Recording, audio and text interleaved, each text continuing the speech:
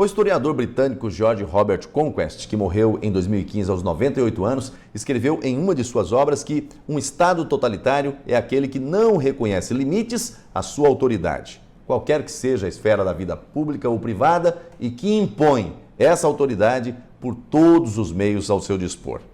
O mundo caminha para a implantação de um governo mundial totalitário, e já existem ensaios disso por toda parte. Nesses tempos de pandemia, alguns dirigentes, sabendo ou não, estão sendo instrumentos desse mecanismo ensaísta.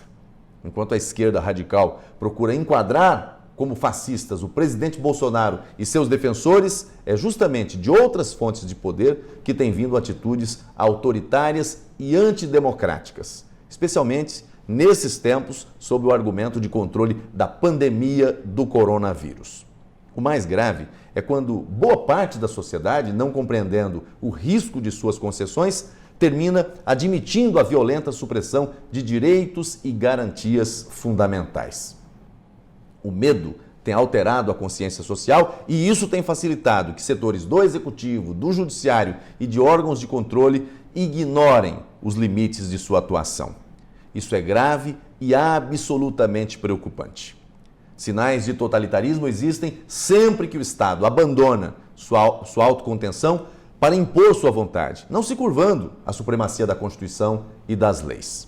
O Estado não pode se sentir superior ao que está positivado, ao que está escrito. As leis é que devem balizar a ação estatal e não a vontade dos governantes.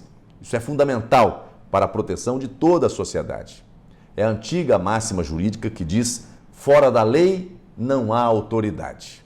Um dos exemplos mais recentes da falta de autocontenção de poder é o inquérito das fake news. Se o Supremo Tribunal Federal insistir em não curvar-se ao ordenamento jurídico vigente e corrigir as flagrantes contrariedades, os flagrantes vícios do procedimento, estará dando claros sinais de autoritarismo.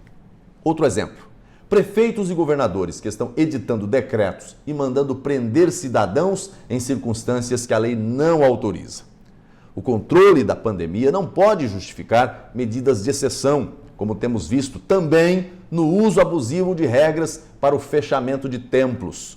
Como já denunciei, há casos de interrupção de transmissão online de celebrações com 3 ou 4 pessoas presentes. E isso em diversos estados da federação. Por último, no meu estado de Rondônia, o Corpo de Bombeiros interditou diversos templos na cidade de Ji-Paraná por motivos absolutamente desproporcionais, como falta de corrimão, sinalização de saídas de emergência e outras causas semelhantes. E tudo sob a alegação de estar atendendo ao Ministério Público, que pediu fiscalização sobre a contenção da pandemia do coronavírus. As irregularidades encontradas nos templos interditados autorizavam, no máximo, a aplicação de multa. Interdição somente pode ocorrer em casos graves, em edificações de médio ou alto risco de incêndio. A norma técnica enquadra os templos entre as edificações de baixo risco, especialmente nos casos vistos em minha cidade, que tratam de edificações térreas, com saída direta para a rua. Mais que isso, nesses tempos de pandemia, a ocupação está limitada a 30% da capacidade do templo e sem a presença de crianças e idosos. Mas o problema não foi a fiscalização, que é necessária em qualquer tempo, mas o excesso no emprego da norma. Não havia motivo para interdição. Disso não se tem dúvida. A própria Instrução Técnica 41 de 2017 do Corpo de Bombeiros de Rondônia prevê que haja vistoria e notificação prévia, dando-se prazo para a regularização das pendências. É o que deveria ter ocorrido nos casos dos templos fechados. Aliás, o Corpo de Bombeiros aplicou às igrejas o rigor que o Decreto Estadual 21456 de 2016 direciona às boates e casas noturnas. Segundo a Instrução Técnica 14 de 17, também do Corpo de Bombeiros de Rondônia, esses locais apresentam risco de incêndio 3 vezes maior que os templos, que são enquadrados como de baixo risco.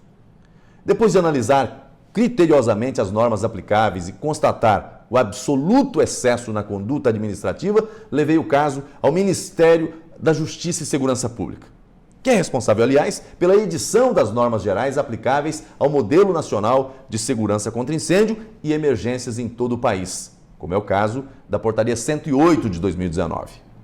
Outras autoridades do Estado se manifestaram no mesmo sentido. É o caso do presidente Laerte, presidente da Assembleia. Os templos foram desinterditados e o Corpo de Bombeiros concederá o prazo previsto em lei para que as pendências sejam sanadas como manda a lei. Prevaleceu o bom senso, a razoabilidade e o correto cumprimento das normas vigentes. O comando do Corpo de Bombeiros demonstrou absoluta correção, eliminando os excessos. Nesse e em todos os casos em que se fizer necessário, precisamos lutar para que não prevaleçam quaisquer indícios de totalitarismo, um mal que deve ser cortado pela raiz. O Corpo de Bombeiros de Rondônia, assim como de todo o país, tem prestado relevantes serviços para toda a comunidade. E isso é preciso sempre ser reconhecido. Deus abençoe você, Deus abençoe o Brasil.